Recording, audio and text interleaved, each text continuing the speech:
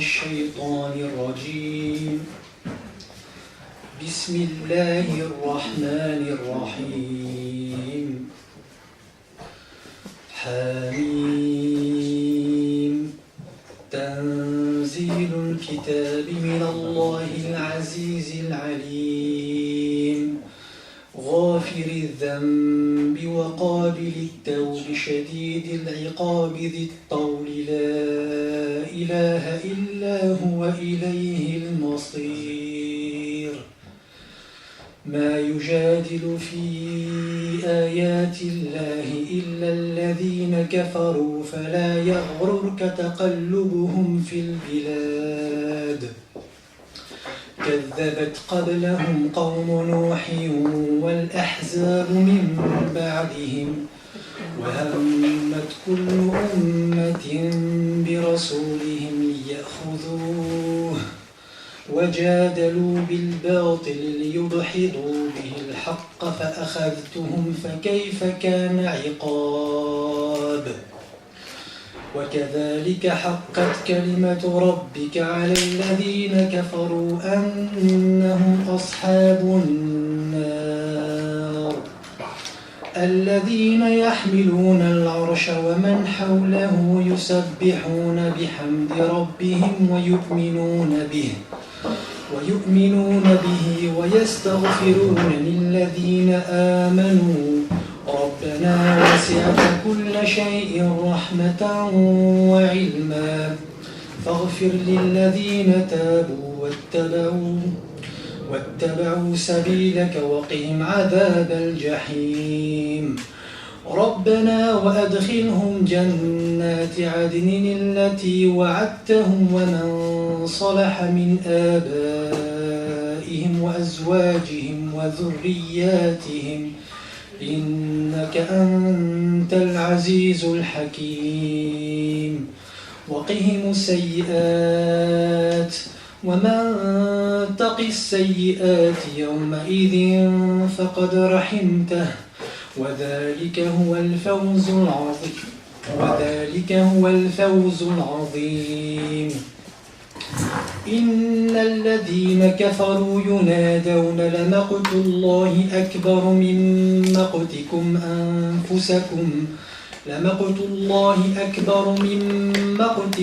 أنفسكم إذ تدعون إلى الإيمان فتكفرون. قالوا ربنا أمتنا اثنتين وأحييتنا اثنتين فاعترفنا بذنوبنا فهل إلى خروج من سبيل. ذلكم بأنه إذا دعي الله وحده كفرتم وإن يشرك به تؤمنوا فالحكم لله العلي الكبير. صدق الله العظيم.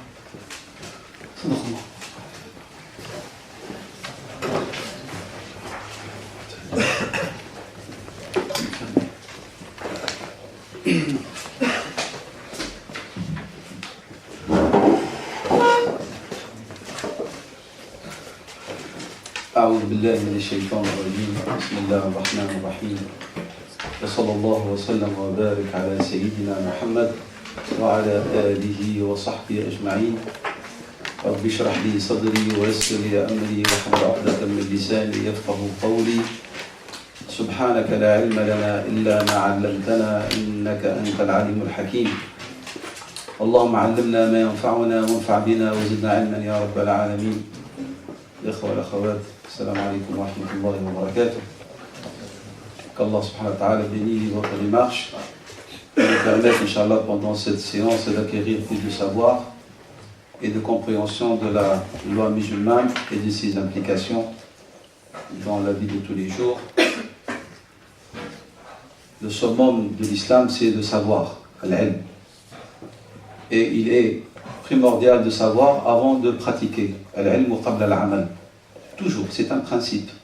Dans notre religion, al-ilm qabla al-amal. Qala ta'ala, qul fa'lam, annahu la ilaha illallah. Avant tout, sache, et puis qu'il n'y a pas d'autre Dieu que Dieu. Toujours, c'est un principe dans notre religion.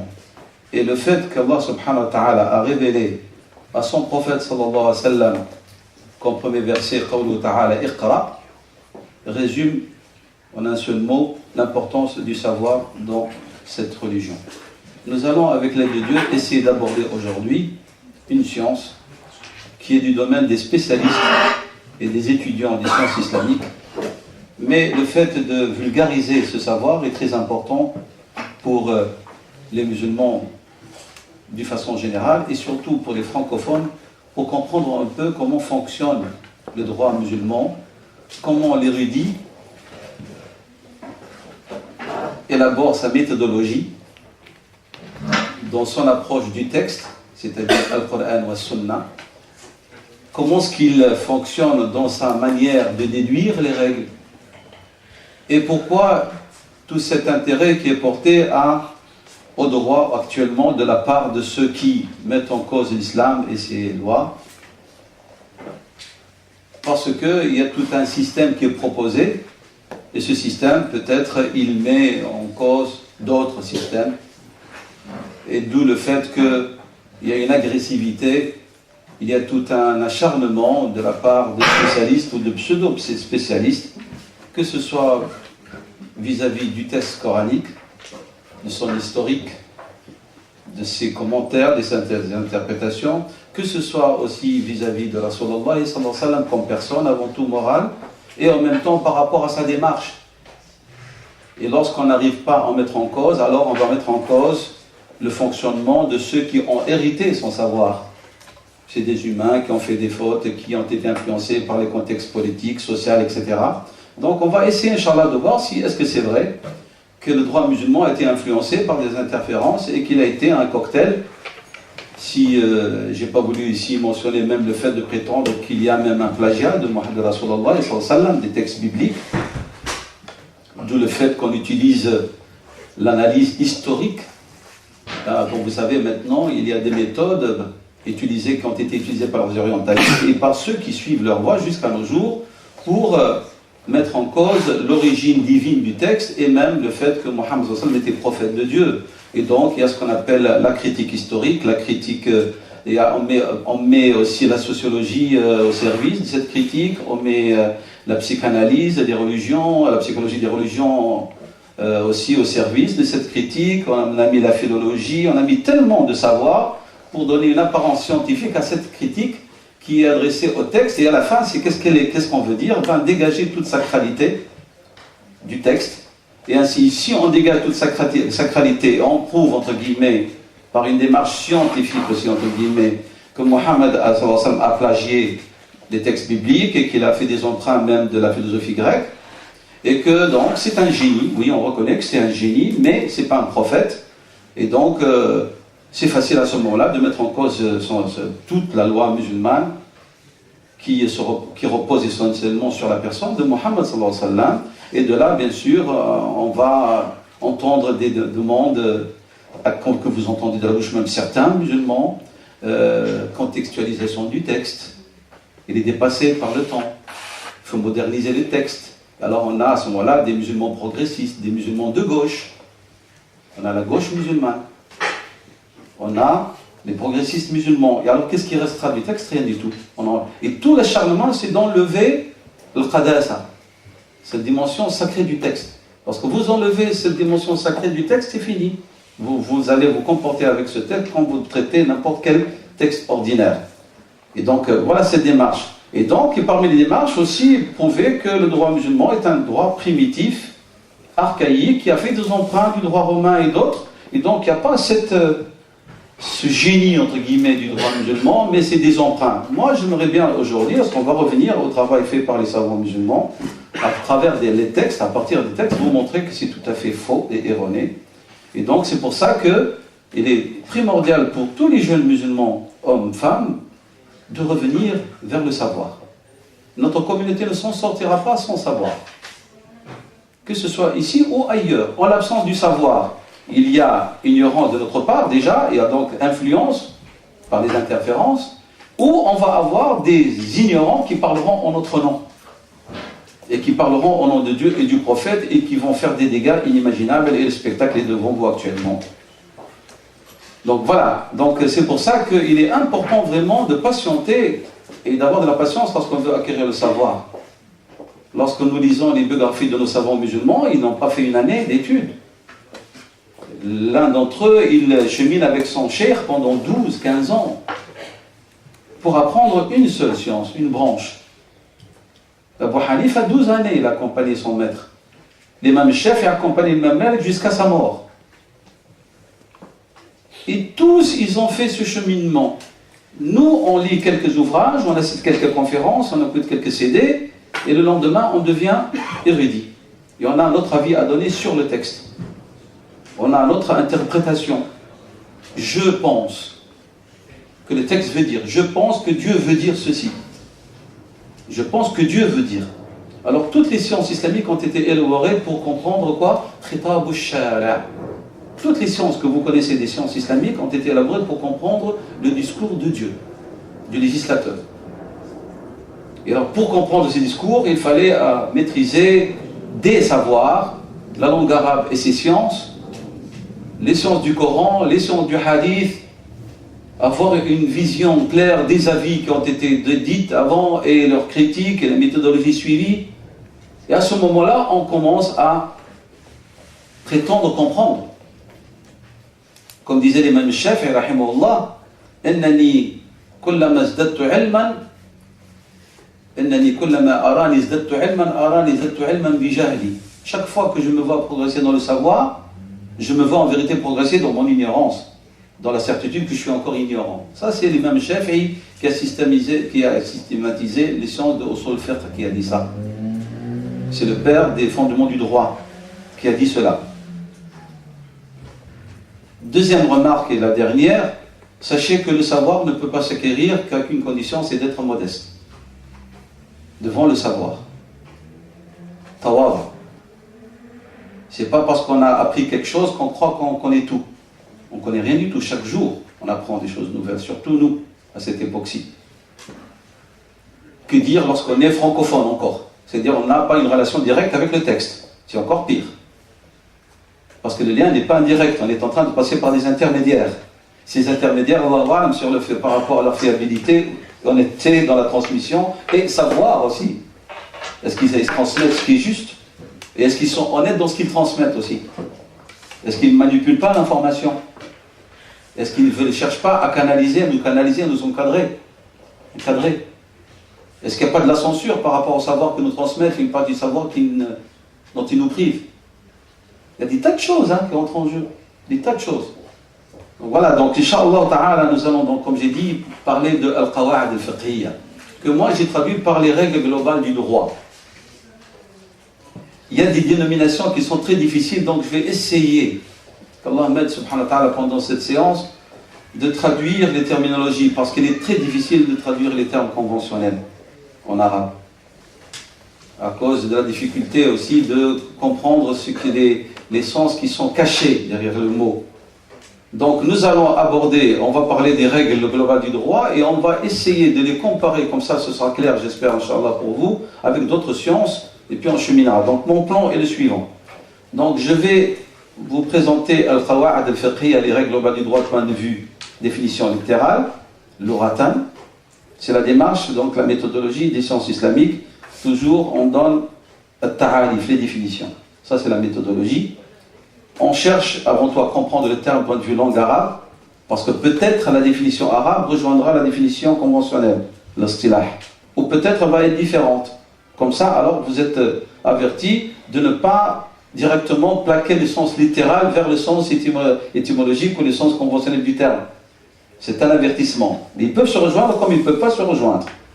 C'est très important. Donc nous allons faire donc vous présenter la définition littérale, puis la définition conventionnelle, qu'on dit en arabe l'istilah, al-tarif al-istilahi, parce que pour chaque science, le terme, il a sa définition. Par exemple, le terme sunnah, il n'a pas la même acception chez les juristes, chez les savants du hadith et chez les spécialistes du fondement de droit. Ce n'est pas la même définition. Donc c'est la définition conventionnelle de cette science. C'est très important. Lorsque vous dites Qawa'id al-Nahwiyya, les règles grammaticales, c'est pas la même définition que qawa'id al-fiqhiyya. Ça n'a rien. C'est pas parce que vous avez entendu le mot qawa'id que vous allez appliquer la même définition. Donc la sunna de Rasulullah sallallahu alayhi wa sallam, elle n'a pas la même définition chez Ahl al-Usul et chez Ahl al-Hadith et chez le Fuqaha. C'est pas la même chose. De la confusion dans la compréhension de beaucoup de nos frères et sœurs francophones ou arabophones non initiés, ils entendent sunna, c'est un fourre-tout, le terme sunna. C'est pas la même chose. Lorsque vous êtes devant un muhaddith, sunna chez lui, c'est pas la sunna chez le faqih. C'est pas la même chose. Et la sunna chez le usuli n'est pas celle qui est chez le faqih, ni chez le muhaddith. Alors lorsque vous abordez les livres d'histoire islamique, vous devez être averti. Surtout si vous lisez des livres où on parle de usul et de fiqh et de hadith en même temps. Donc vous devez être attentif à ça. Donc, définition conventionnelle du terme, puis après, Inch'Allah, je vais vous donner la différence entre les règles globales du droit et maqasid al-sharia et les finalités de la loi. Comme ça, vous allez faire la comparaison et la différence entre le maqasid, ce qu'on appelle les buts fondamentaux de la loi ou les finalités de la loi. C'est une science à part. Puis nous allons comparer les règles globales du droit, al-qawa'id al-fiqhiyya, avec les théories du droit, nazariyat al-fiqhiyya. C'est autre chose. Et puis nous allons vous présenter la différence entre al-qawa'id al-fiqhiyya, les règles globales du droit, et usul al-fiqh, la science des fondements du droit. C'est autre chose. Et puis, je vais, sans trop m'attarder, vous montrer la différence entre al-qawa'id al-fiqhiyya et al-dhawabit al-fiqhiyya. Les règles globales du droit et ce qu'on appelle les limites. Dhawabit, c'est une délimitation qui fixe. Et donc, la différence entre les deux. Après avoir donc parlé de ces définitions et de ces différences, je passerai, Inch'Allah, à l'historique de la naissance de cette science et son évolution. Ensuite, les sources des règles globales du droit. Après, je parlerai des différentes sortes de règles légales, globales. Il y a les grandes, qu'on appelle qawa'id al-kubra, les grandes règles. Puis il y a les petites règles globales de droit. Et puis après, il y a les règles globales de droit déduites. Donc là, lorsqu'on dit déduites, c'est-à-dire, ça veut dire que celles d'avant, elles sont explicites dans les textes.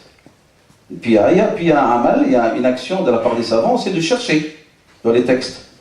Parce que l'islam n'est pas venu pour bannir la raison. La raison, elle a une double fonction, la compréhension et la défense. La compréhension des textes et la défense des textes, mais en même temps, le texte lui donne un espace pour qu'il apporte le texte pour déduire des règles nouvelles. Il y a un travail de la raison humaine. Donc la raison n'est pas bannie. Puis après, je parlerai les règles légales globales des écoles de droit, les différentes écoles. Chaque école a là ses règles. Il y a des règles globales de droit qui sont chez les Hanafites, et d'autres chez les Malikites, d'autres chez les Hanbalites, d'autres chez les Shafi'ites, propres aux écoles. Et puis, après, nous parlerons, Inch'Allah, des règles sujets des divergences et des règles sujets d'accord entre les écoles. Et elles sont 5 règles, qu'on appelle les 5 grandes règles de qawa'id fiqhiyya. 5. Et ces 5 grandes règles viennent s'insérer en dessous beaucoup de sous-règles légales, globales, secondaires. Par exemple, nous avons une grande règle, al-dharuratu tubih al-mahdurat, les nécessités, entre guillemets, vitales.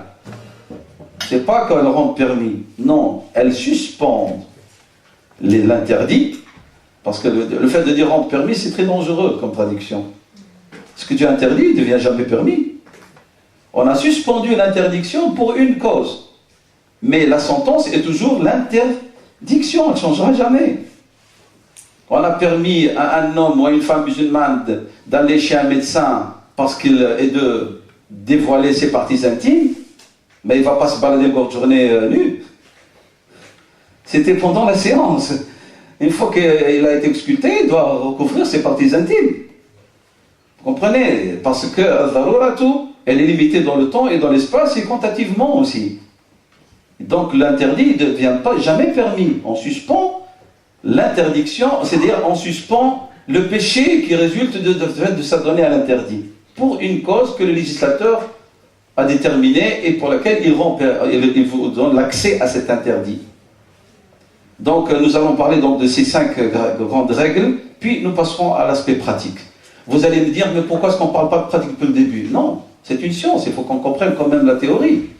Avant de devenir chercheur et de nous fabriquer un avion ou une fusée, quand même vous avez fait les maths et les physiques, mais en théorie.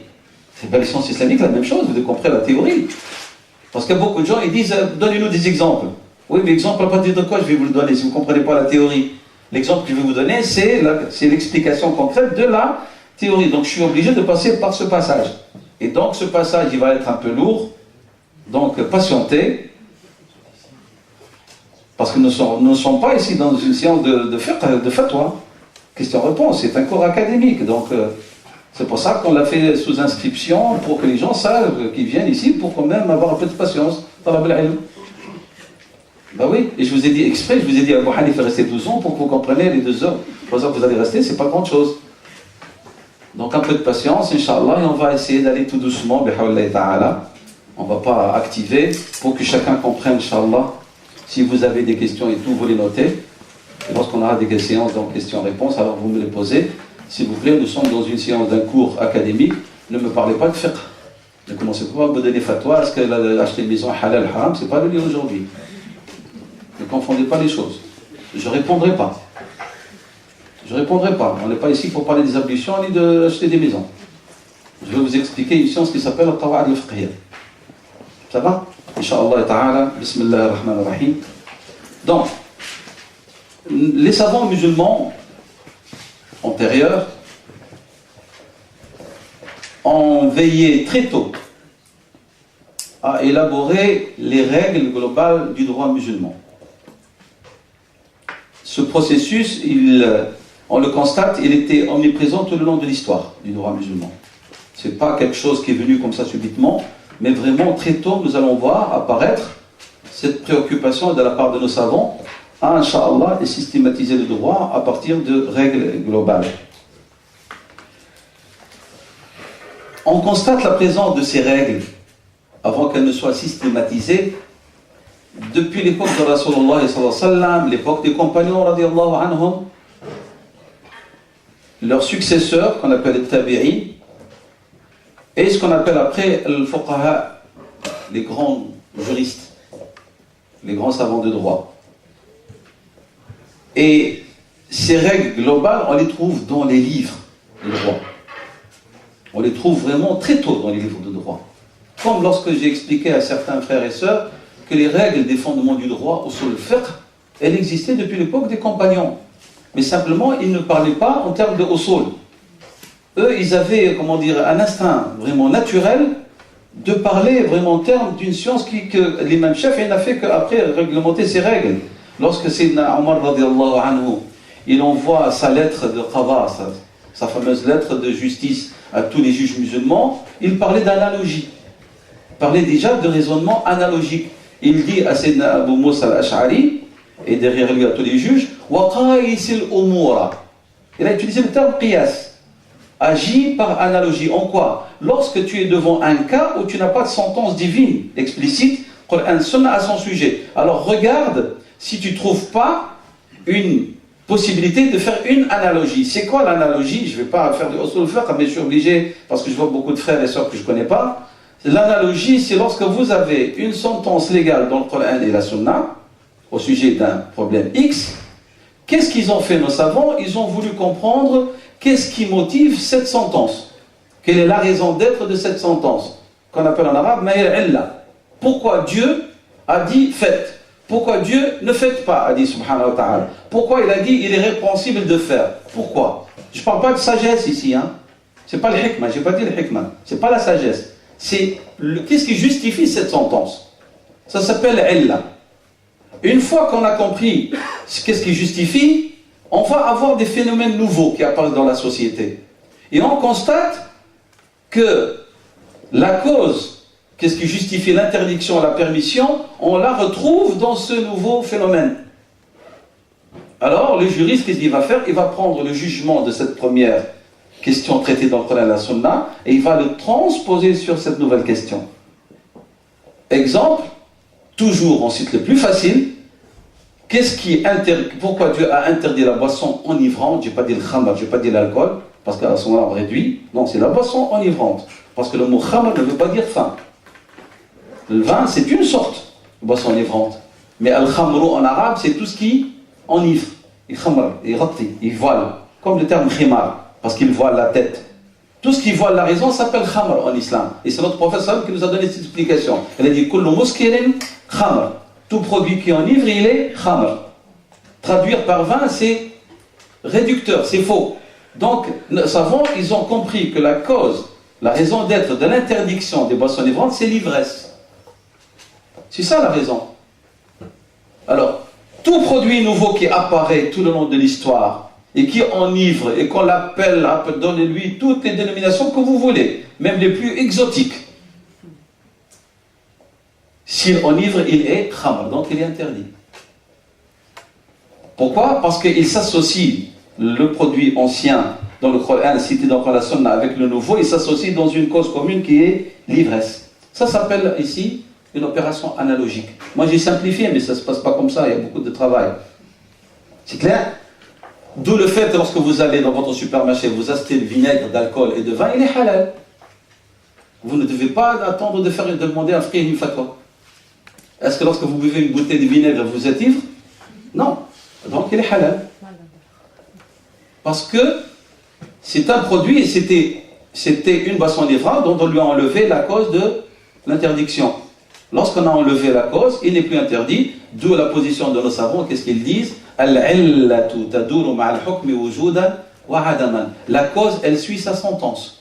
Si la cause est présente, la sentence est présente. Si la cause est absente, la sentence, elle n'est plus existante. S'il n'y a plus d'ivresse, il n'y a plus d'interdiction. S'il y a retour d'ivresse, il y a interdiction. Ça s'appelle un travail analogique.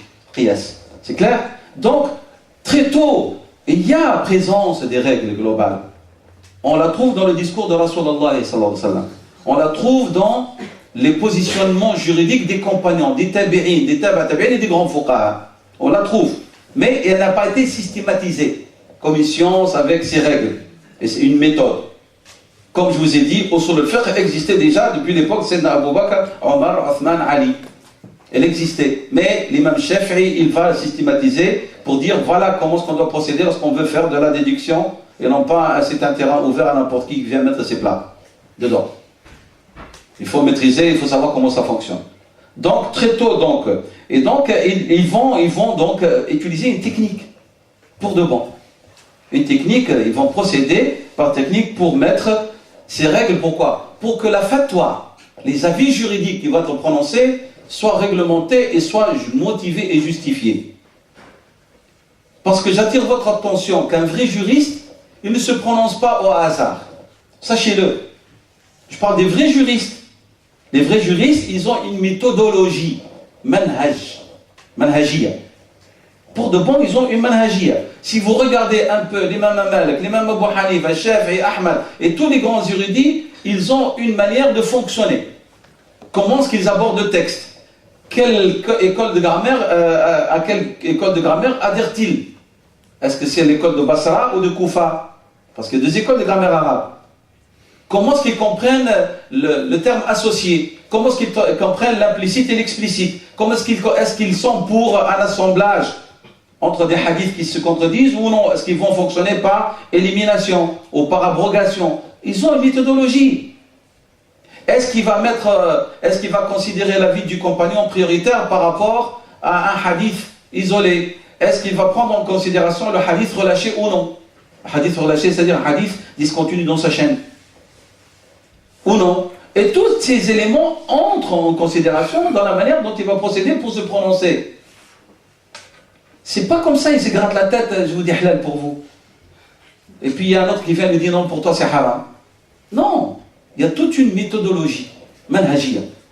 Et lorsque vous voyez un peu l'imam Malik, il fixe, l'imam Ahmad il fixe. C'est pour ça les étudiants de sciences islamiques qui sont initiés, ils savent qu'au début de chaque livre de droit, surtout des imams, on leur met en introduction les termes conventionnels utilisés au sein de l'école et leur signification.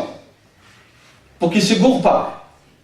Par exemple, l'imam Ahmed, lorsqu'il dit j'aime pas, ça veut dire interdit chez lui. Mais pourquoi il ne dit pas haram? Parce que l'imam Ahmed dit moi, je ne suis pas culotté pour utiliser le mot haram qui est seul, qui est du domaine du divin. J'ai peur de dire haram. Mais lorsqu'il lui dit ana la uhibbu dhalika, ça veut dire pour lui c'est interdit. On doit comprendre les terminologies des écoles et leur méthodologie. Donc, lorsqu'ils ont fait donc, ces règles, lorsqu'ils les ont systématisées, c'est dans le but que leur fatawa, le mot fatwa veut dire avis juridique, que leur avis juridique soit motivé, basé sur quelque chose. Ça, c'est le but pour lequel, et cela, comme j'ai dit, il n'est pas donné à n'importe qui. Maintenant, nous, lorsqu'on va lire ces règles, ça nous facilite d'avoir une vision globale sur l'école de droit, sur le fonctionnement de cette école. Au lieu d'aller lire toutes les questions secondaires, on a une vision déjà d'ensemble, qu'est-ce que l'école dit sur tel sujet. Et après, viennent les détails. Donc c'est un taïsir, c'est une facilité que d'aller vraiment lire toutes les règles pour comprendre. On a déjà des règles globales qui s'affichent comme titre. Voilà, ça c'est... Donc nous passons, Inch'Allah, à la définition. Nous avons, ce terme est un terme composé, qawa'id fiqhiyya. Qa'ida veut dire une règle, une assise, une base. Et nous avons fiqh. Rapidement, ce que veut dire fiqh. Le fiqh, c'est l'aspect pratique de l'islam. Le janb al-amali, l'aspect pratique. Donc on ne parle pas de morale, on ne parle pas de aqida, de dogme. C'est-à-dire, on ne porte pas de jugement sur les intentions des gens dans le fiqh. Dieu seul connaît les intentions des gens. Et l'aqida, l'i'tiqad aussi, on ne peut pas y avoir excès, sauf ce que dit la personne, un musulman, je ne suis pas musulman. Et à partir de là, on lui dit, voilà, ce qu'on appelle les fondements de la foi, ou sur le din, est-ce qu'il s'y conforme ou non, est-ce que ça met en cause son adhésion ou non. Tandis que le fiqh, c'est l'aspect pratique, le janb al-amali. Et c'est pour ça, ils définissent le fiqh comme suit. هو العلم بالأحكام الشرعية العملية هو العلم بالأحكام الشرعية العملية. C'est la science, dans le domaine c'est quoi? Les règles pratiques légales. Et on insiste, shar'iyya, c'est-à-dire qu'il vient du shara. Al-shara, c'est-à-dire Coran et Sunna. Et puis il y a deux sources, on va dire dépendantes du Coran et Sunna, c'est le raisonnement analogique et le consensus, c'est l'ijma'. هو العلم بالأحكام الشرعية العملية المستنبطة من أدلتها التفصيلية. Et ces règles légales pratiques sont déduites de leurs sources qu'ils ont détaillées, Coran et Sunna, ou consensus, ou analogie. Parce que surtout lorsqu'on parle d'ibadat, les ibadat, elles ne sont pas fortes de fruits du ijtihad dans l'islam. Vous avez 3 domaines où l'ijtihad ne fonctionne pas en islam. L'aqid, à la foi, elle n'est pas issue d'une réflexion humaine. Les pratiques cultuelles, comme on adore Dieu, ce n'est pas de l'ijtihad. C'est Coran ou Sunna. Et la morale islamique, elle n'est pas déduite. Coran et Sunna. Alors, il aurait dit quel est son rôle là-dedans? C'est nous expliquer. Nous expliquer, à partir des sources, ce que ça veut dire. C'est clair? Et lorsque vous prenez des livres de droit où on vous dit c'est la vie des Malikites, par exemple pour la prière, c'est pas l'imam Malik qui a inventé la prière. Il dit, moi, je vois la prière comme ça parce que j'ai un texte qui dit ça. C'est clair? Lorsque chez les Malikites, par exemple, vous faites al-adhan 2 fois takbir, 2 fois shahada, et puis 2 fois hayya ala salat, hayya falah, Allahu akbar, Allahu akbar, il te dit parce que c'est la prière de la prière de Médine. Et Ahl al-Madina, le consensus des gens de Médine, ce sont des gens qui ont vécu avec Rasulullah 10 ans avant sa mort. Et ils ont hérité cette règle-là. Pour moi, leur avis, il est prioritaire. Donc c'est pour ça que j'applique l'adhan de Médine. L'autre, il te dit, mais moi j'ai un hadith rapporté par un compagnon, le prophète a fait 4 fois le takbir. Il a un hadith. C'est clair? Donc les avis des érudits dans le domaine du culte, c'est pas de leur propre chef. Moi, je veux que vous faites la prière comme ça. Mais non, c'est une catastrophe si on prie selon les avis des humains. Les savants, ils nous ont expliqué, ils nous ont dit, voilà comment la prière, nous la considérons correcte, parce que... Et alors on a une diversité, et cette diversité, Ceux qui ne comprennent pas la voient comme une confusion, et ceux qui comprennent, ils la voient comme une largesse et souplesse dans l'islam. Et surtout lorsqu'il s'agit de choses secondaires. On voit par exemple certains de nos frères et sœurs, ils sont stricts, il faut mettre les mains ici.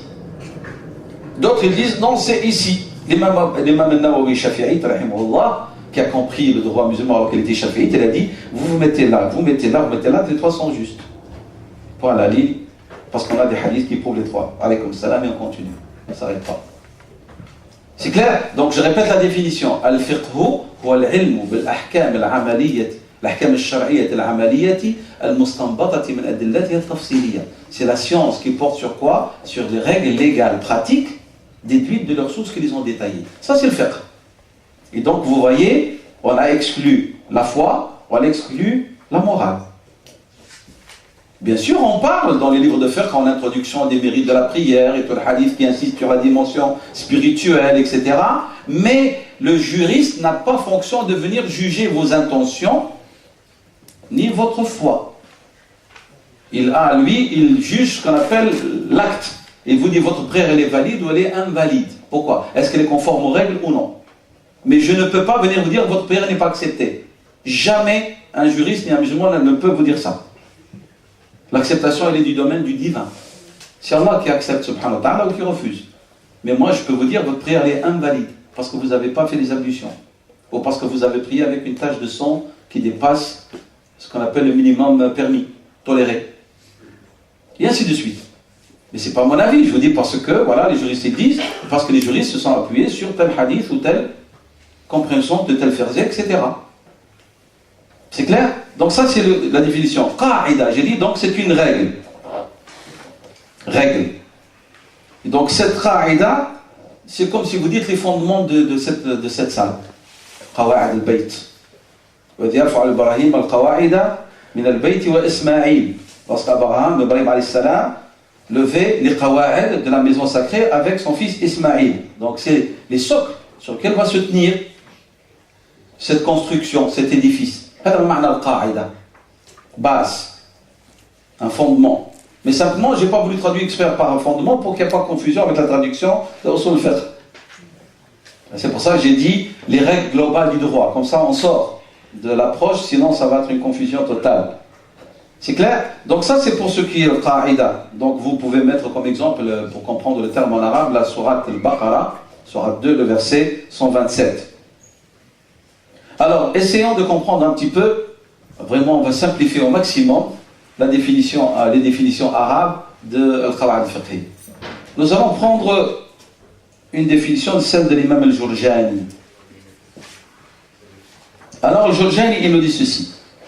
C'est une question globale, al-Qa'ida, on va la détailler maintenant, on ne va plus prendre la question d'assises et tout, ça c'est le texte arabe, il y a le fondement, la base.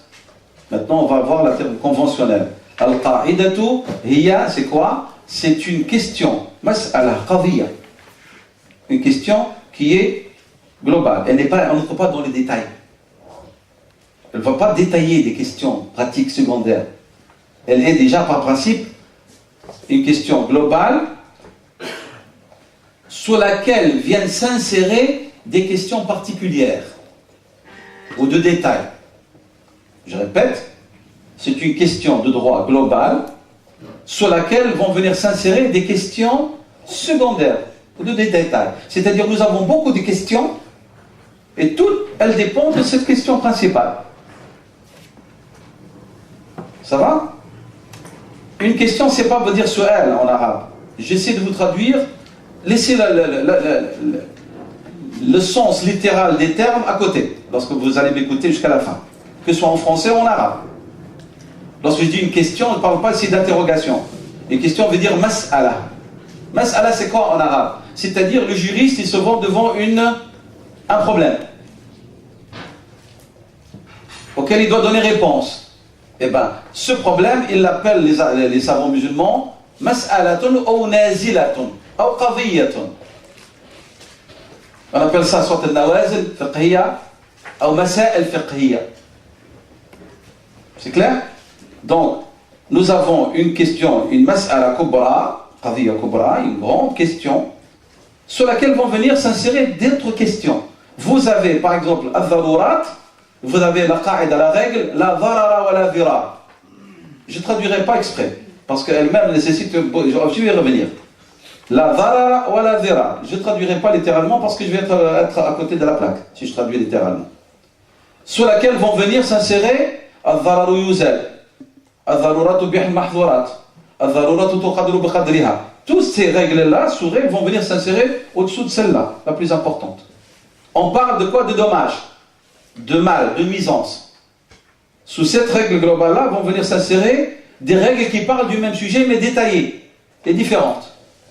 Donc je répète, al-qa'ida al-fiqhiyya c'est quoi? Hiya qadiyatun kubra, une grande question sur laquelle vont venir s'insérer qadaya juz'iyya. C'est clair? D'autres questions de droit, mais elles sont détaillées, ou de détails ou particulières. Mas'alatul kubra, mas'al far'iyya, juz'iyya, qui vont venir s'y insérer. C'est pour ça, en vérité, si nous allons compter les règles globales de droit avec les règles particulières, on arrive à plus que 150 règles. Mais si on veut simplifier pour l'étudiant, on va dire qu'il y en a 5 règles globales, tout à l'heure dont je vais parler, sous lesquelles viennent s'insérer les restes qu'on a comptés là, les 145.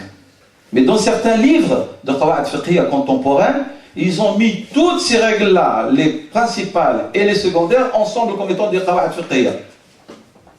Et c'est vrai, c'est des qawa'id fiqhiyya, simplement, il y a une qawa'id fiqhiyya, qa'ida fiqhiyya kulliyya, et puis l'autre c'est juz'iyya.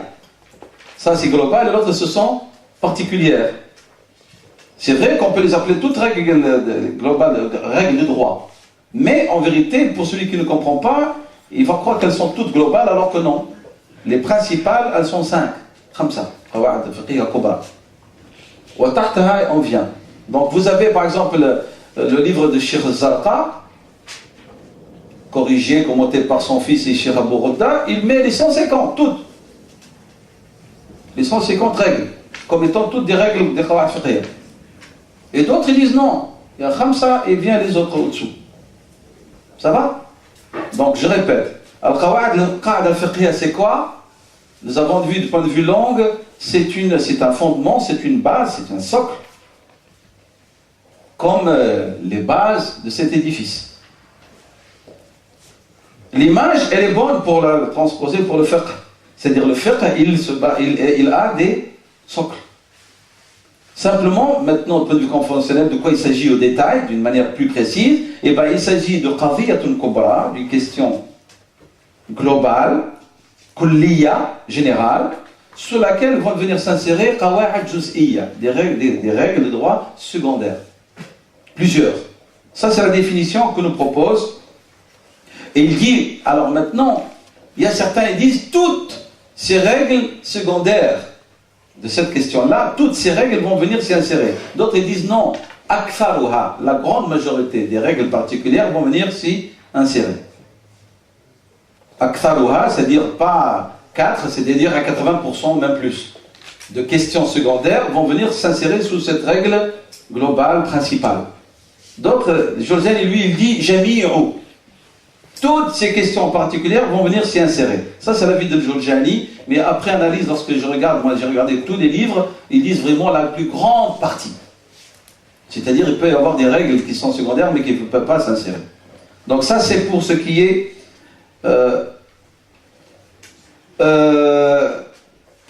je donne une autre définition encore. Celle-là, elle est plus compliquée. Cette deuxième définition, parce que pourquoi? Parce qu'en vérité, il va dire ce que je viens de vous dire tout à l'heure, c'est-à-dire il s'agit de règles globales, sur lesquelles vont venir s'insérer des règles globales, particulières, moi j'utilise particulières, mais celui-là il dit, et c'est même ces règles secondaires, elles sont elles-mêmes globales.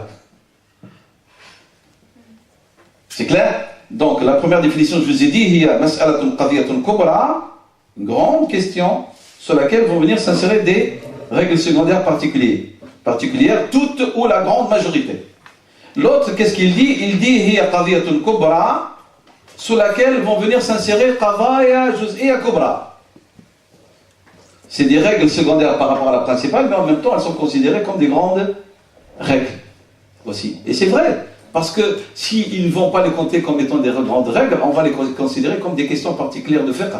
Et c'est pas ça. Ça, c'est le travail al-far'iyya. Salat, est-ce que je peux faire ceci, je peux faire cela, et on a une sentence pour ce que vous pouvez faire, par exemple à la prière, à la zakat, au ramadan, etc. Et ça, ce sont des travails à des sentences et des questions particulières, de détails, far'iyya, secondaires. Mais les règles, elles sont encore plus importantes que ces questions-là. Comme lorsqu'on vous parle de maqasid al-sharia, on vous dit il y a des finalités, il y a des buts fondamentaux de la loi, puis on vous dit il y a des buts spécifiques, puis on vous dit qu'il y a des buts particuliers. 3 sortes. Maqasid al-amma, maqasid al-khassa ou maqasid al-juz'iyya. Le maqasid al-amma, c'est-à-dire lorsqu'on lit le Coran et le Sunna, on déduit qu'il y a des buts fondamentaux de toute la loi que le Seigneur veut qu'on réalise dans notre vie pour notre bien-être. Comme par exemple la liberté. Ça, c'est un but fondamental de la loi. Mais la liberté selon la compréhension islamique. Hein. C'est pas avoir une société permissible, ça c'est autre chose. Donc, al-hurriya maqsad'an, al-adala, la justice. Ça, c'est un but fondamental de la loi. Et puis, vous avez des buts pour chaque question particulière. Par exemple, le domaine du mariage et de la famille, il y a une finalité. Pour toute la question du droit familial. Ça s'appelle spécifique un sujet. Et puis, vous avez chaque sentence légale, que le hukm shar'i détaillé, il a derrière lui une finalité. Donc, on a 3 sortes de buts fondamentaux de la loi. Buts fondamentaux, qu'on appelle al-amma, al-maqasid al-amma, le maqasid al-khassa particulier à un domaine. Et puis vous avez des buts propres à chaque question de droit, à chaque mas'ala fiqhiyya, à chaque hukm shar'i.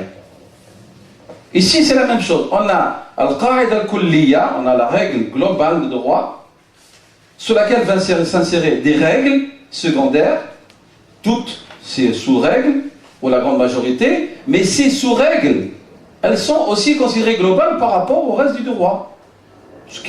C'est-à-dire ce qui m'amène à vous dire que les 2 définitions sont complémentaires. Elles s'expliquent mieux. Ça va?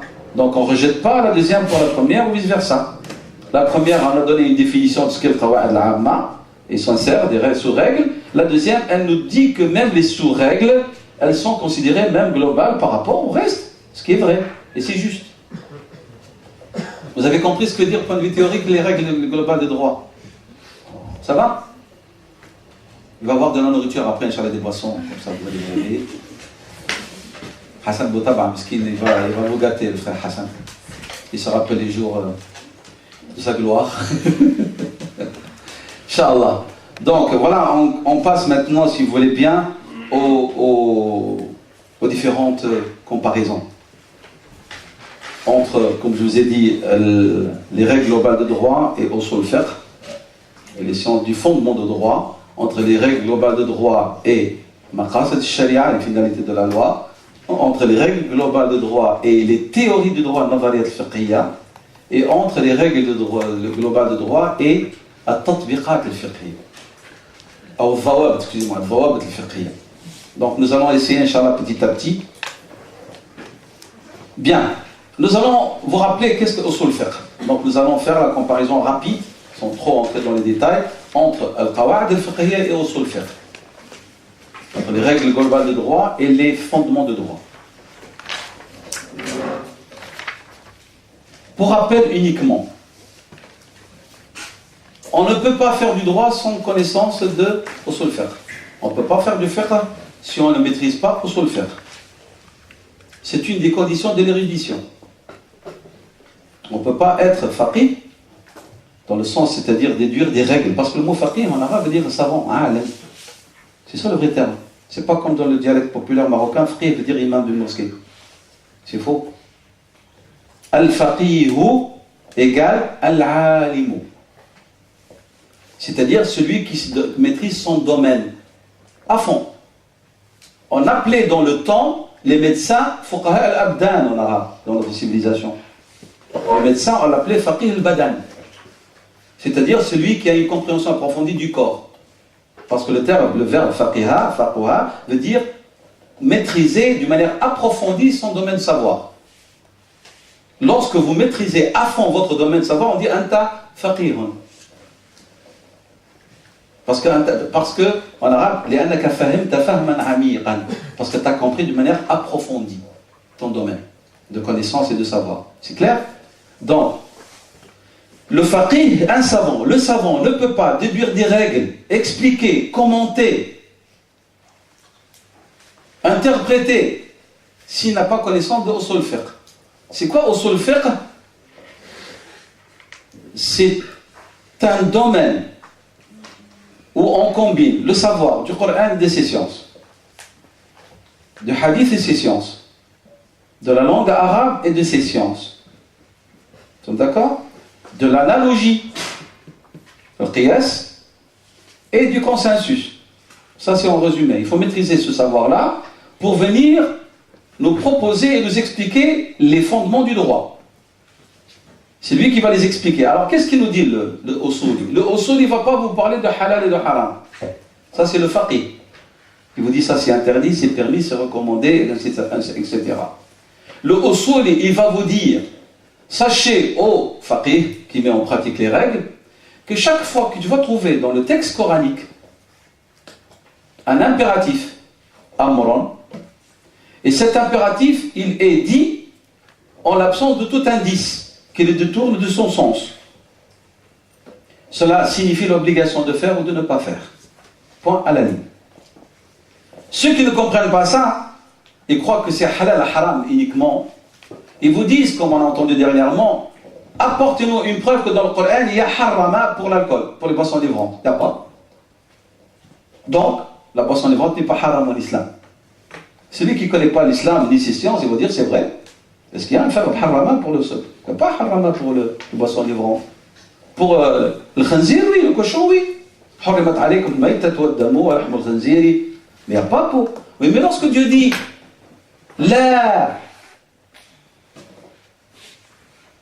et puis il dit فهل أنتم منتهون, est-ce que vous n'allez pas cesser? Qu'est-ce que ça veut dire dans la langue arabe? Et donc c'est le Rasoul qui nous explique ça. Il vous dit, donc lorsqu'il y a un impératif en l'absence d'un indice, ça stipule l'obligation ou l'interdiction. Nous sommes d'accord? Et c'est ça qu'il donne aux juristes, aux faqih, qui s'occupent des aspects pratiques. Il va prendre cette règle et il va l'appliquer. Alors qu'est-ce qu'il va faire maintenant le faqih? Il va commencer à lire le Coran et la Sunna, avec des détails, il va voir les hadiths, les versets, et de là il va comprendre. Et sa compréhension elle est multiple. Et c'est ça qui fait que vous voyez des divergences. Est-ce que, parce que l'érudit, le Usul, qu'est-ce qu'il lui a dit? Il lui a dit, en l'absence d'un indice, cela ne veut pas dire, il veut dire l'obligation de faire ou de ne pas faire. Mais s'il y a un indice, alors ça peut supposer la recommandation ou la répréhension. Al-karaha ou al-hirma ou al-nadbiya, la recommandation.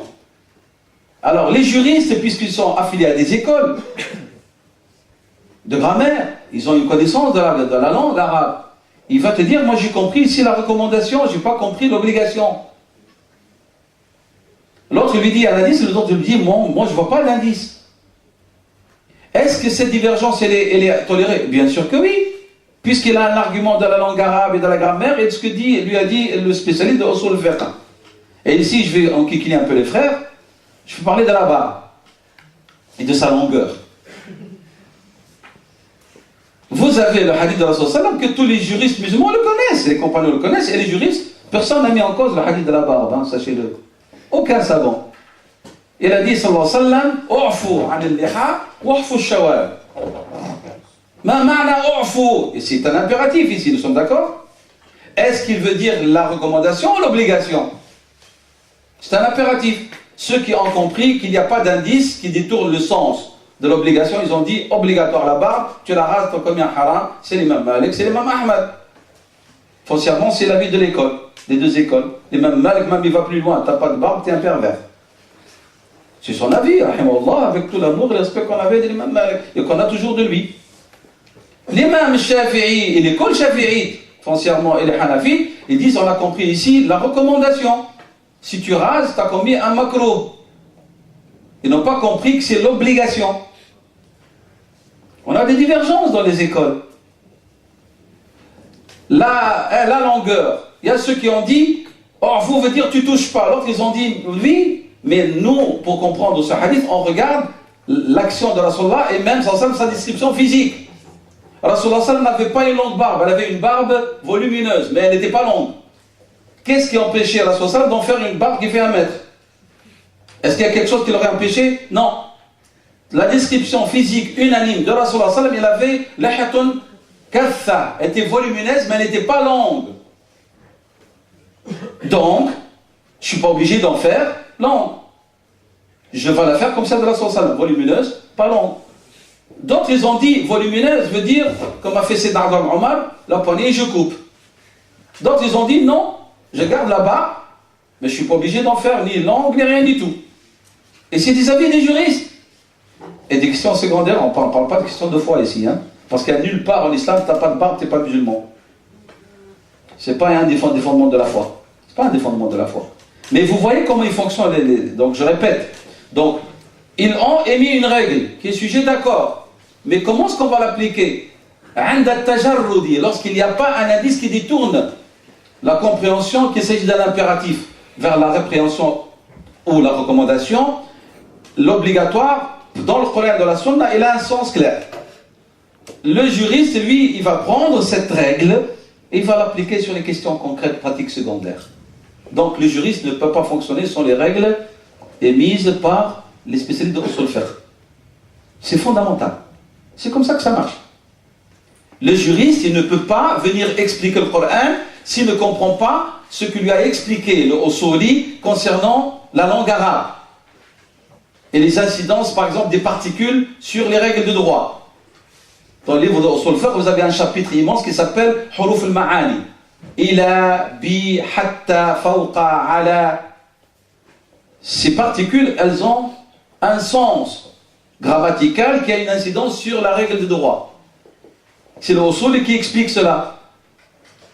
D'où, lorsque les juristes qui s'occupent des affaires pratiques secondaires détaillées, ils se sont affiliés à une lecture grammaticale qui est justifiée parce que la langue arabe, elle donne ces lectures-là. Hein, parce que vous ne pouvez pas expliquer le Coran en dehors de la langue arabe. Vous devez maîtriser et aller dans la langue arabe et de ses significations. Et cela a donné des divergences. Pour l'essuyage des cheveux, pour le lavage des bras, est-ce qu'on inclut les coups ou est-ce qu'on s'arrête jusqu'au cou? Parce qu'ils ont compris, hatta, qu'est-ce que ça veut dire, hatta? Elle veut dire jusqu'à ou elle a y compris. La langue arabe veut dire les deux. Veut dire jusqu'où ou y compris. Et vous pouvez pas, vous, parce que vous avez suivi la vie de l'éridu qui a compris de usul fiqh qui c'est jusqu'à, m'interdire à moi d'aller au-delà. Vous ne pouvez pas. Parce qu'en arabe on dit akaltu samakata hatta ras, qui veut dire en arabe j'ai mangé le poisson y compris la tête ou jusqu'à la tête. C'est les deux ce que ça veut dire. Lorsque vous me parlez, vous me dites j'ai mangé le poisson hatta ras. Moi je comprends si j'ai étudié l'arabe, je vais vous poser la question. Ça veut dire quoi? Qu'est-ce que tu veux me dire? Tu as mangé la tête ou jusqu'à la tête? Peut-être toi tu voulais me dire j'ai mangé y compris la tête. Et c'est juste, c'est la langue arabe. Ou vous pouvez me dire j'ai mangé le poisson jusqu'à la tête. Et c'est la langue arabe. Et je ne vais pas vous sanctionner parce que vous n'avez pas mangé la tête. Je ne vais pas vous dire